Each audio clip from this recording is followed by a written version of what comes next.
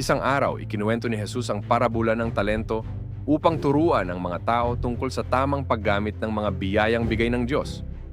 Isang mayamang amo ang umalis at iniwan ang kanyang mga alipin ng mga talento, isang uri ng pera noon, ayon sa kanilang kakayahan. Binigyan niya ang una ng 5 talento, ang pangalawa ng 2, at ang pangatlo ng 1. Ang unang 2 ay masigasig na ginamit ang kanilang natanggap at napalago ito ng doble sa pamamagitan ng pagtitiyaga at sipag. Ngunit ang pangatlo, natakot at ibinaon lamang sa lupa, ang natanggap, kaya walang kinita. Pagbalik ng amo, pinuri niya ang unang 2 dahil naging tapat at mapagkakatiwalaan sila sa paggamit ng kanilang mga biyaya. Ngunit pinagalitan niya ang pangatlo dahil hindi ito nagtiwala at hindi ginamit ang biyayang ipinagkaloob sa kanya.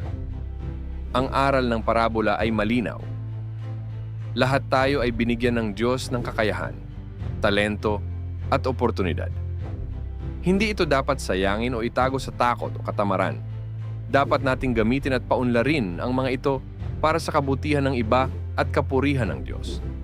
Sa ganitong paraan tayo ay magiging tapat na tagapangasiwa ng kanyang mga biyaya at makakatanggap ng kanyang papuri at gantimpala.